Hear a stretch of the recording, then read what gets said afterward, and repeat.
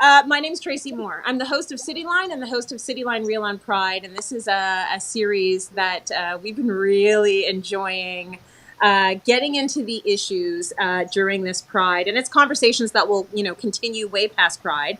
I want to mention today, we are talking about BIPOC queerness. So we are attempting to understand what being a person of color and also 2S LGBTQ plus means, and we're looking at that intersectionality, the intersection between race and sex and gender, and it's going to be a great conversation because I'm with great people.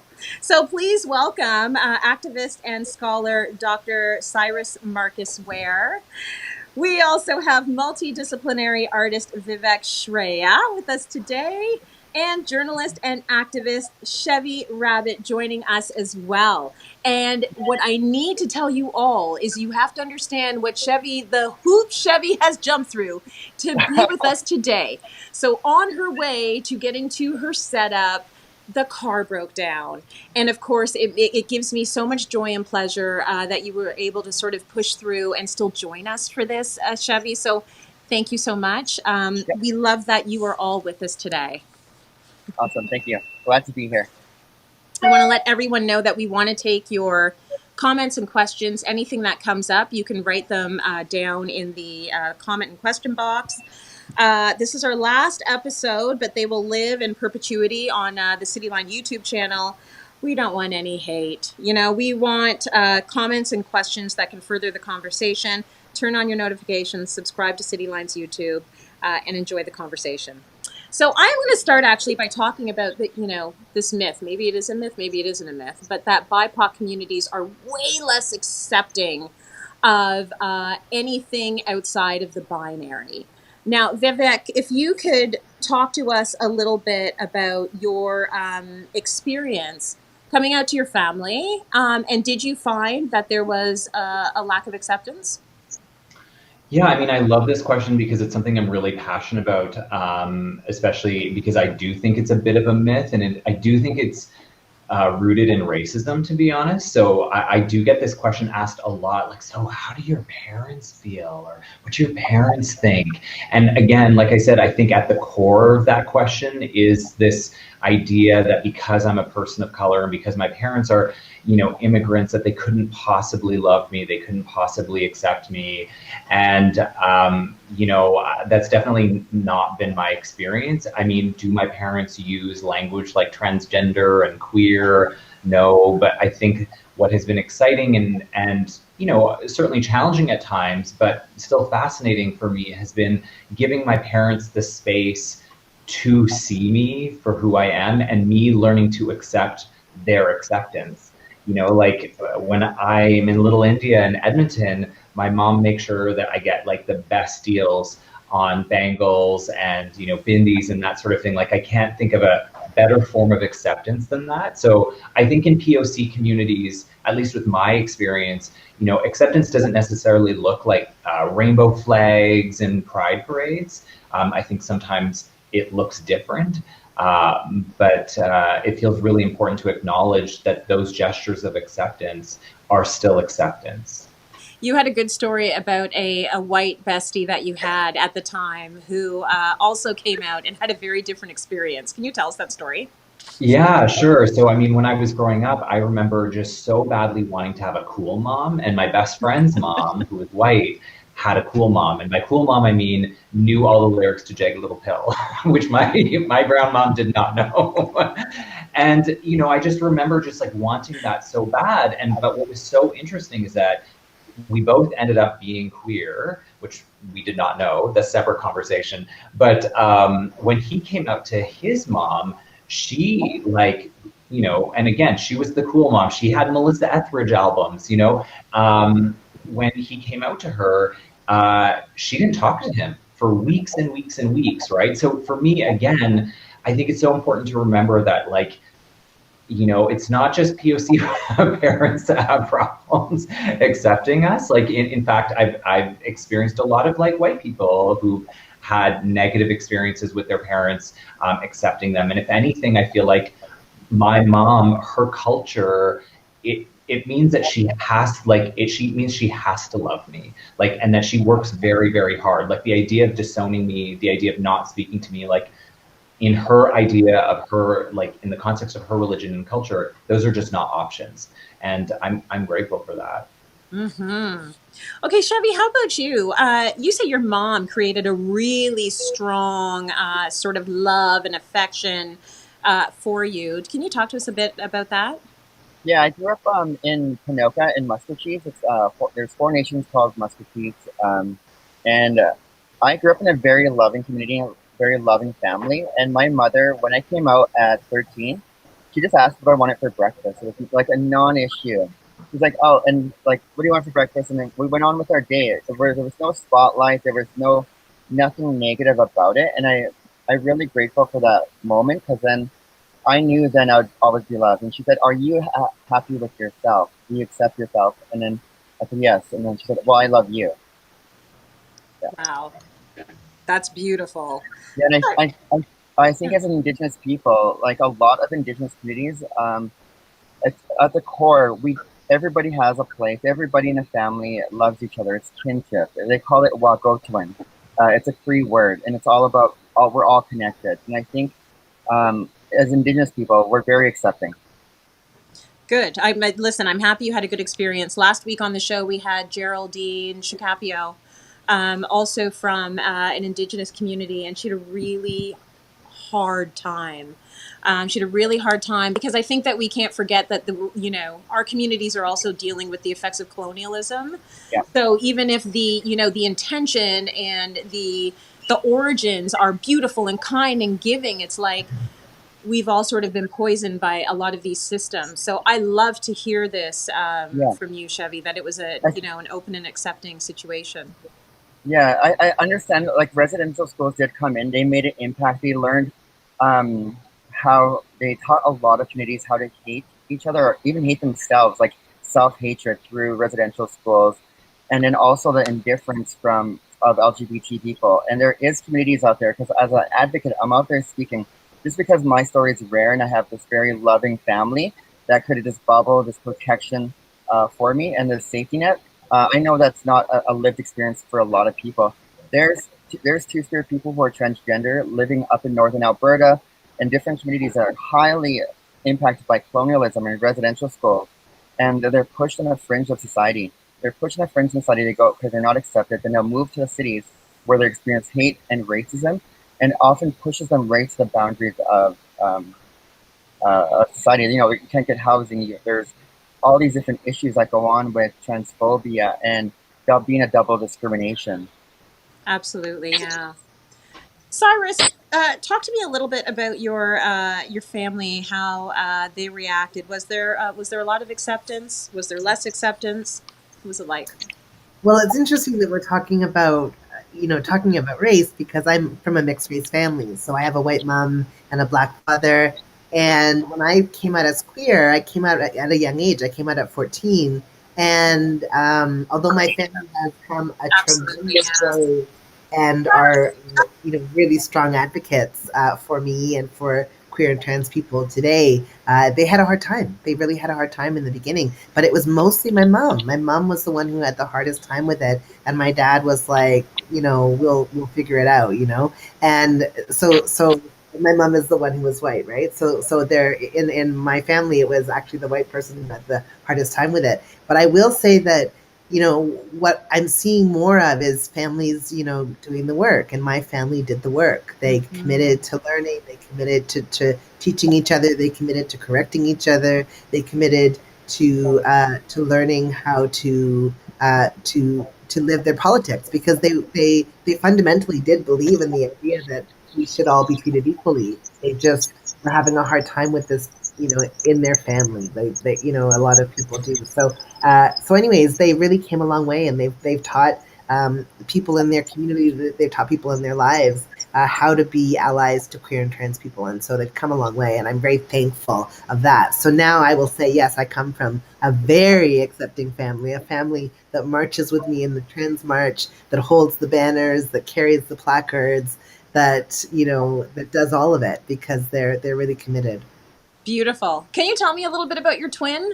And what was that was like? Because it's like when you are, you know, almost you're sharing looks and you shared time in the womb together, and then at some point you end up going different ways. Like I wonder how that would be, what that would be like.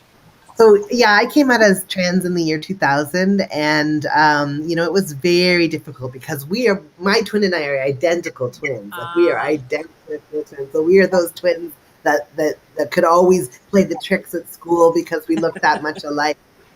And here I was coming home and saying, I want to do something that's going to make me look really different from you. And, it wasn't that I was trying to look different from her. I was just trying to look more like myself. And for me, that involved medical transition and chemical transition. So, it was very hard for her at first. But again, that trust that was built, I guess, when we were womb mates, in the womb, we really, fundamentally she was there, and she came to be one of my greatest supporters. And then in the end, she ended up having a trans kid. She has a son who transitioned at 5. He's now 13. And, she's been the most incredible parent of a trans kid, doing all of the research, doing all the education, being an advocate for him, really making sure that he has everything that he needs so that he can thrive. So again, she's really come a long way. And we talked about it recently. We talked about it, and she's like, I was a bit sad we were not going to be immediately recognizable as identical twins. A lot of people think we're fraternal because they don't understand boy-girl twins could be identical. So that's a loss. It's something to let go of. But all this other stuff that we've gained. Amazing. Vivek, I'm going to go to you now because you say it was not easy growing up brown and queer identifying in Edmonton. And you say actually when you look back, you can't believe you survived it. Can you give us a bit of a window into your world back then? Sure, yeah. So, I think I was like a very carefree child. Like I remember my mom went to like parent-teacher interviews, and like one of the feedback that she got when I was in elementary school is Vivek's not self-conscious enough, which now looking back, it seems like a terrible thing for a teacher to tell a parent. Like I miss the days of not being self-conscious, but yeah, that's sort of like how I was. Like when I look at early photos of myself, like very joyful, very happy. And then basically from grade 7 to grade 12, I was taunted every day verbally, so called Gaylord. I know that this is not a used word anymore, but Gaylord and fag every single day. And I think the hardest thing about learning who you are at that age is learning who you are through hatred, right? Like I didn't know what Gaylord meant, I didn't know what fag meant, and I didn't know what my sexuality was. And I also didn't know what my gender was. Like all these things, like I didn't have any of these words, but I knew that whatever words that were being thrown at me were hateful.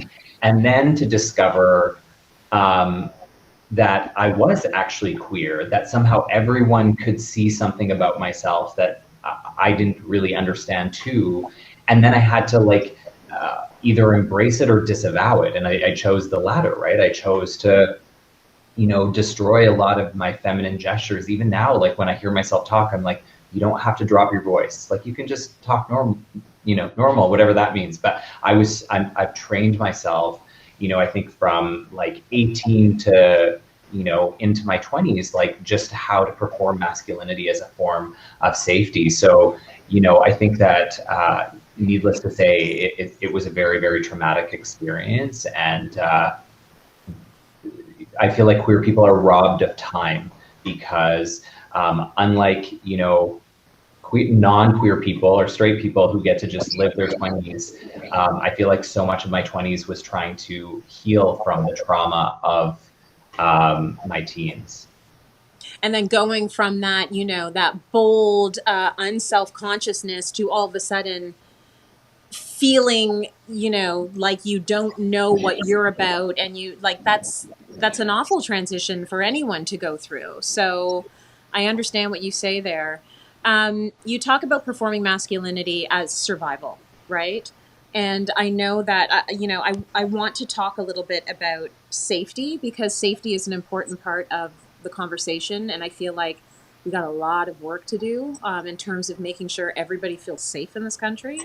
So I'm going to go, Chevi, to you, because I know that there was a fairly seminal moment that happened with you, and it was a hate assault, but it radicalized you and had you starting some of the activist work that you do. Could you take us back to that moment? Yeah, I think I growing up loved and supported by my family, my mother. I never really got prepared for hate and what I could possibly experience. And I know when I moved to U of A, my mom was so worried. She said, "I'm worried that you're too open, too free," and I didn't understand it. I couldn't process it at the time. And so I was working as a makeup artist for Western Canada Fashion Week, working at Holt Renfrew, and all my friends are in fashion. They do fashion, hair, makeup, and so I was very self-expressive within that bubble. And then going to U of A, learning about Indigenous history, learning about trauma and all that kind of stuff. So really, just really finding myself. And I feel like when I got beat up by three men on my way to get groceries, it radicalized me, but it really opened up my eyes to a different worldview. That there are people out there that don't like me just simply because either I'm Indigenous or very self-expressive. So I think what happened in that moment was two worlds colliding: deep ignorance and deep self-acceptance and love and acceptance. And then I got beat up. I said thank you to them when they were calling me a faggot. I was walking by. First they were catcalling, and then they said, "Oh, you're just an effing faggot," if I can say that. But and then then got out of the car and beat me up.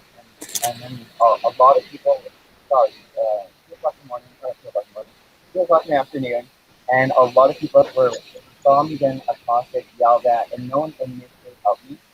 And then when I got assaulted and beat up, that's when a lot of people came taken away, and then there was like 6 cop cars and a lot. It was very traumatic. And as a person who's never been raised in violence or experienced that kind of violence, that was really traumatizing. And at that moment, and I had two choices: to either sulk and get angry, shrink, and or use my voice and get mad and create change. And I created Hate to Hope, and it's been almost a decade now of raising awareness right across the city, right across the province. There's top 40 under 40, there's top influential advocate, all these different little gold stars you get for doing good work. Incredible. It's incredible because a situation like that can motivate you either way, right? Yes. You can really turn in on yourself and just say, forget it. This world is full of hate and I don't want to deal with it. Vivek's like me. No, but you are doing all of this incredible work through your art, Vivek. So, tell us a little bit about that. You're a multidisciplinary artist, and you are, I think you wanted a pop star was what you wanted to be, right? Tell me a bit about that journey. Yeah, so I mean, I think that I learned at a very young age that art could be a place where I could safely express myself, and that certainly, especially my religious organization, actually being like a dancing, prancing boy was actually seen as beautiful. It was seen as sacred. In Hinduism, like Krishna is like this beautiful, long-haired, pretty boy who like plays music and dances and prances all day. So me being like creative was actually seen as wonderful in the context of my religious space. So I think I just gravitated towards art in that way, and certainly music as well. Like there was nothing like being in my room and listening to a Fiona Apple album and just feeling seen in a way that I wasn't anywhere else. And so it's not shocking that like I decided that was the path that I wanted to take, and make music first and foremost. That's where my artistic journey started. But about 10 years ago, because my music career wasn't working the way I wanted it to, I found myself being creative in other ways. And I wrote my first collection of short stories, God Loves Hair. And that's when I started exploring themes like being queer, being gender nonconforming. And it was writing that first book that kind of opened me up more as an artist, where I'm like, wow, there's a lot I want to say. There's a lot of like anger I have. There's a lot of hurt I have. There's so much I want to change about the world. And I think writing that book, I was like, art can do that. Art can actually, in a lot of ways that other things can't. Art can actually, I have witnessed people go from here to here after engaging with art, and not my art necessarily, but just art. And so that's why I think I've been so passionate about being an artist, because I've seen how transformative it can be. Absolutely. Since we're talking about art, Syrus, jump in here, because this is your world as well, right? You are an artist. You know, you told us a little bit about actually an awful, horrific story that happened at a museum, I think years ago. And I'd like to talk about that, and I don't want to get stuck on the trauma, but I think it's important to mention these stories because I need people to understand the gravity of folks not feeling safe right now, and feeling like they cannot drink water because if they have a full bladder, they've got to use the washroom, and there might be a confrontation in the washroom. That is something that should not be happening anywhere in the world, and it's happening. So can you tell us a little bit about that, that story? Yeah, and I think that it's important to put it in the context that it happened in a museum. It happened in an art space. And I think that we like to think that in the arts there's room for all of the so-called freaks and weirdos to let their freak flags fly and just be, you know, these weirdo artists, you know. But, you know, in this museum context, I had to go to the bathroom, and I went into the bathroom, and there was only one stall. It was the men's bathroom. There's only one stall. I'd been using the men's bathroom at that point for, you know, years. And I went into the stall, and another man had come in at the same time. A cis white man had come in at the same time, and I went into the stall because I need to use the stall to go to the bathroom, and I can't stand to pee, so I went to go use the stall, and the person got really mad and was like, "Why are you in this bathroom? Why are you in this bathroom?" And I just locked the door and just tried to stay in there, and then he got more and more angry to the point where he banging on the doors of the stall, rattling on the doors of the stall. I thought he was going to rip the door off and beat me senseless. This is how angry he was. And then finally he said, I'll leave you to do whatever you're doing in there. And then like stormed out. Like, what were you doing? Like, I just really, and now I really have to pee because of course I had to pee before I had this interaction. And the interaction lasted maybe 5 or 7 minutes, but it may as well have lasted 45 minutes because I couldn't leave the stall. I was so afraid that I was going to leave the stall and he would be outside the bathroom door that I didn't leave the bathroom for like 40 minutes because I was so shook up.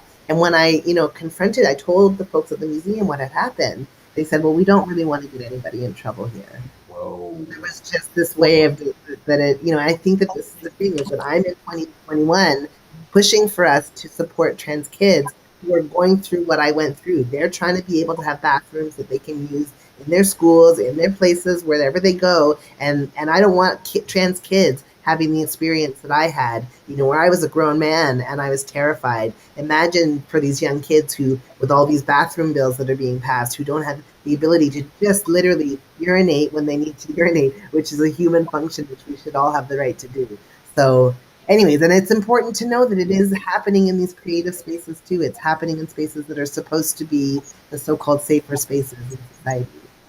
Absolutely. And I think that is actually a really good segue back to Chevi, because we talk about these art spaces. And the biggest lesson I think I have learned, I would say starting maybe in 2020 is when it really became solidified, is that this whole idea of there being a liberal left that would have everyone's backs is actually a lot of BS. You really have to...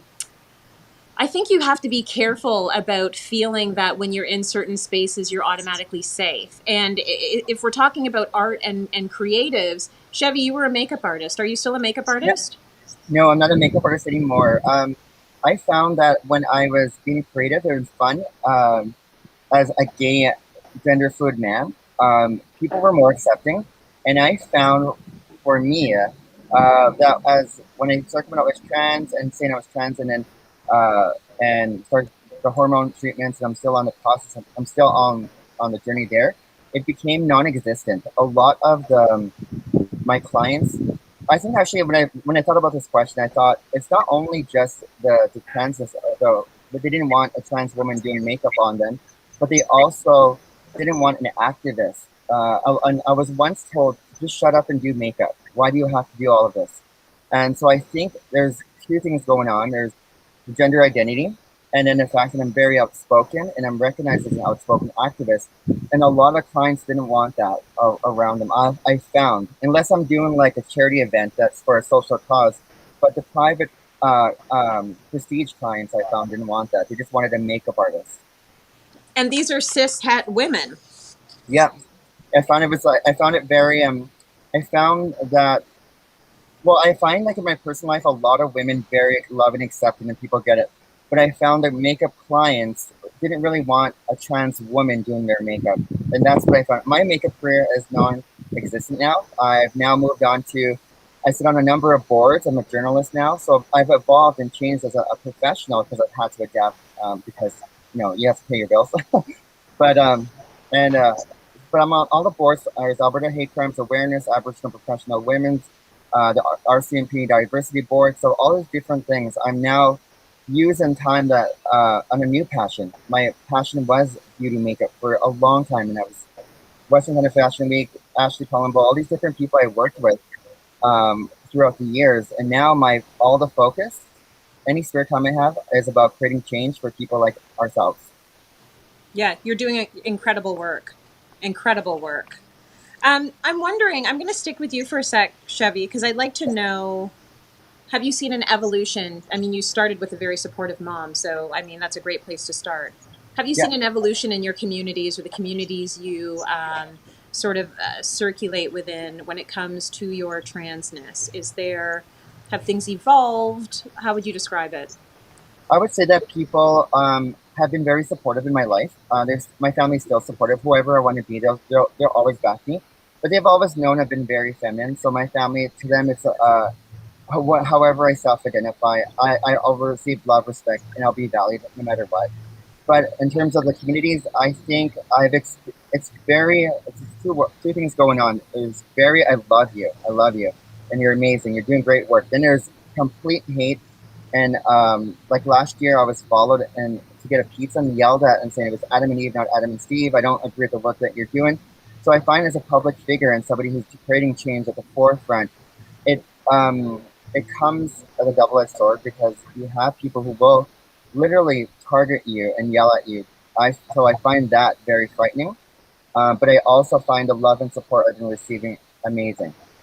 How do you deal with that? Well, now I have thick skin.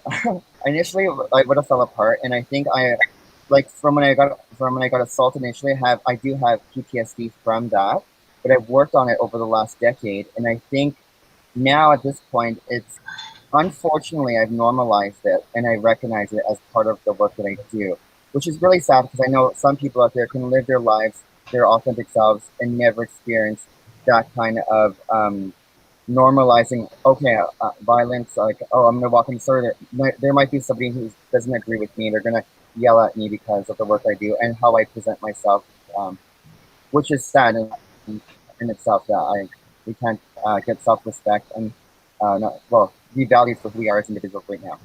Mm-hmm. Vivek, I'm going to ask you the same question. Have you seen an evolution within your communities and how the people around you have dealt with your identity? Have you seen things get better? Has it gotten worse? How would you describe it? I'm always hesitant with this kind of question because I always worry that when people hear that it's gotten #better, then it means that we can all just chill out and relax. And so I'm always like, no, lots of work to still do.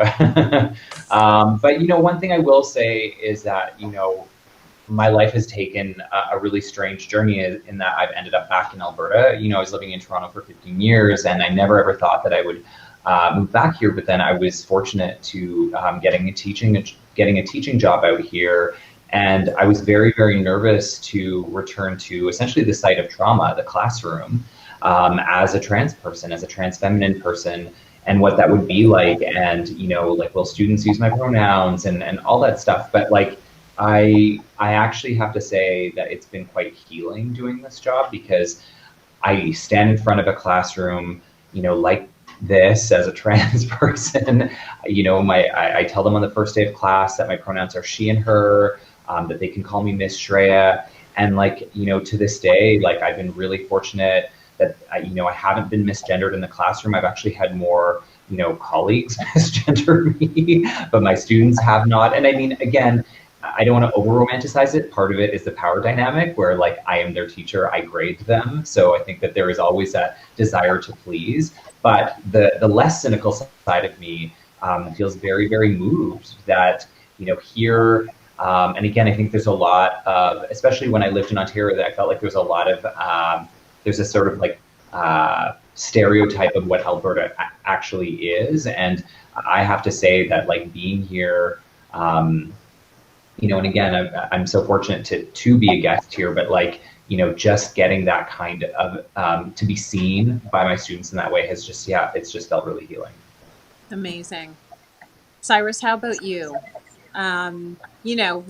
We're never gonna co-sign the message that all the work is done. So everybody just go take a nap. Thank you. No, there's work to be done. But when you look around in your communities and the people around you or the institutions around you, how do you feel about how things are now?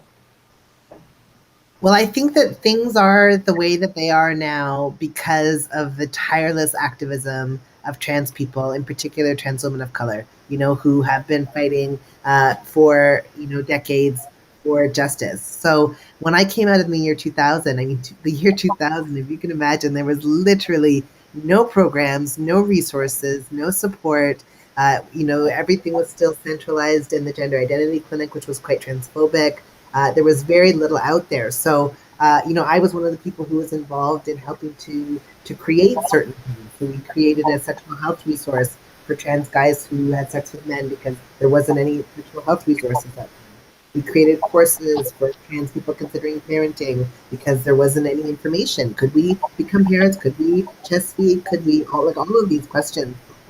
And I think that, there were all of these people who were really just doing some incredible work. And, here in Toronto, I want to call the name of Monica Forrester and, Susan Kapka and, these folks who were really pushing and fighting for change so that we can now be in a place where I'm happy to say my trans nephew has access to a lot of support and a lot of resources. And he has so many books, he can't read them all, and he's got resources so that when my sister went to the school board to say, hey, my kid is socially transitioning, she had resources she could download off the internet to bring to the teachers to help them understand. So there's all of these things that we have now, but I don't want to make it seem that everything's done, because as I mentioned, trans kids still need to be able to eat, trans kids still need to be able to play sports, trans people need to get to live long enough to become elders. These are the things that we're still fighting for. But to be able to celebrate the wins that we do have, I think is a good thing.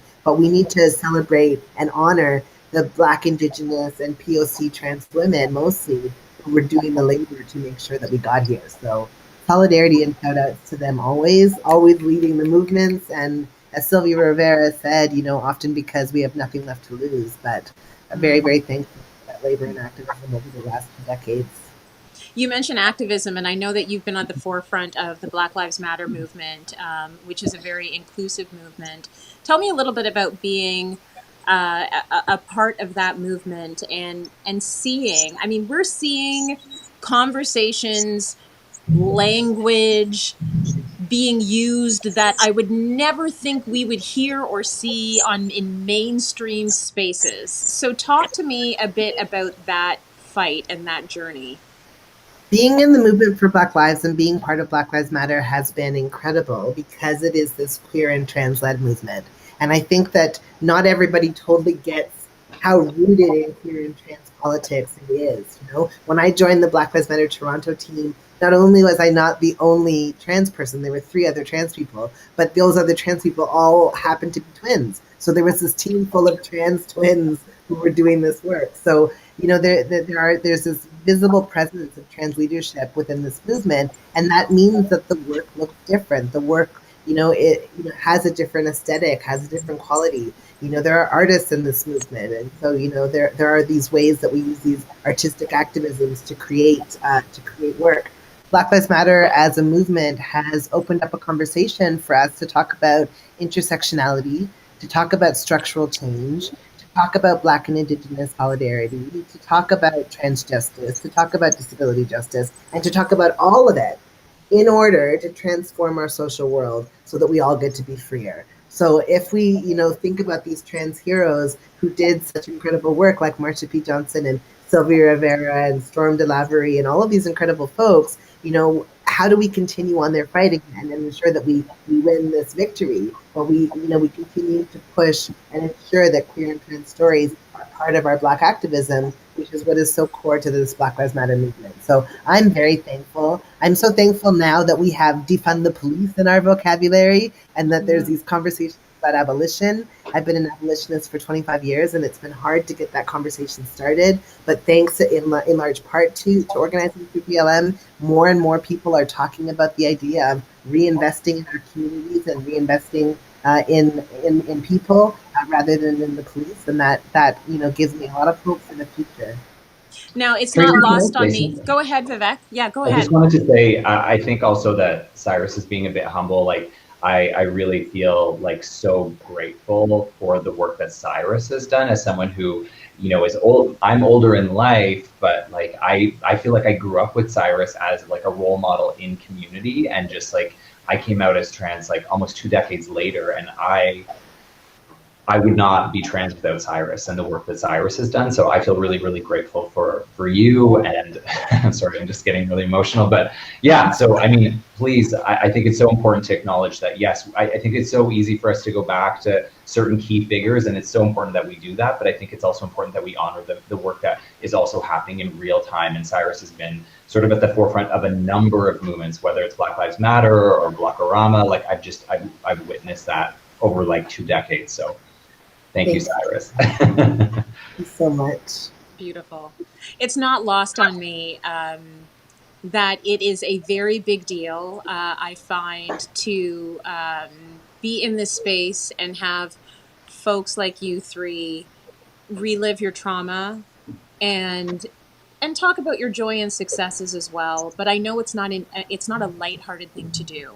And so I really do thank you for that. And on that note, I want to know, like, outside of the incredible work that you three are doing, what is the work that needs to happen outside of the trans community? Because the heavy lifting, as you mentioned, Syrus, we can see it, Syrus, Vivek, Chevi, we see the heavy lifting. Where does the work now need to continue and flow to so that you're not carrying the load alone? And anyone can answer this. Anyone can jump in and answer this one.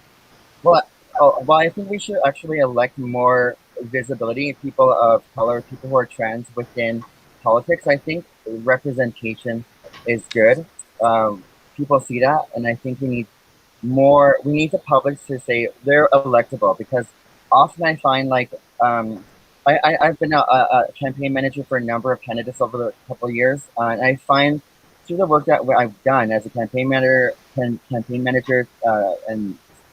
chief financial officer for some federal and provincial candidates, I find that if you're a person of color, especially trans, it's really hard to get elected, because people have to see you as one of them to get elected.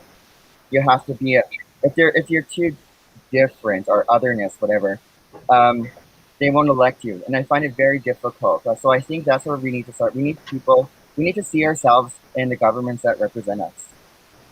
Very good point. I love that. Anyone else want to add to that? I'll just say that, I think that one of the things that we really need is we need all of our cis friends, family, loved ones, allies to get involved in action. So to make sure that in the places that they have control over, that there's gender neutral washrooms, that there's safe places for trans kids to pee, that you're making sure that you're advocating for gender neutral change rooms in sports facilities, so that in your gym, in your local gym, when you go, ask what facilities there are for trans people and speak out, so that it doesn't have to be a trans person who's always asking for resources and always being denied. Making sure that if you are somebody who's involved in writing and developing policy for your organization, does your organization have a trans policy for supporting trans workers? How can you be involved in making sure that that happens? What work needs to happen in your workplace, in your activist sphere, to make people more trans knowledgeable and more supportive of trans leadership? And then, how do you bring trans people into your work and sort of pay them well to do what they do, to lead and take up some of the leadership roles. So there's a lot that needs to be done. I think that what we're looking for right now is action. We're looking for commitment and for solidarity, not just statements, but actual action. So in anywhere that you have purvey over decision making or anything, you should be writing policies, arranging bathrooms, making sure that the forms and the documents have gender options, that there are that trans people are imagined and anticipated in the spaces that you're coming into, so that when the first trans person comes there, they don't have a bad experience. You've done some of the work to lay the groundwork. Well said. I'm just going to tell you from this viewer who says you are all so inspiring. So thank you. The stories, the challenges, the successes, the activism, all of it is inspiring for all of us. Thank you so much to everyone who joined us today. We're with Dr. Syrus Marcus Ware. We are with Vivek Shraya, multidisciplinary artist. We are with journalist and activist Chevi Rabbit. And this concludes Cityline Reel on Pride, our 4-part series. Please go back to all of the episodes and keep these conversations going. Man, we covered a lot of area in these 4 episodes.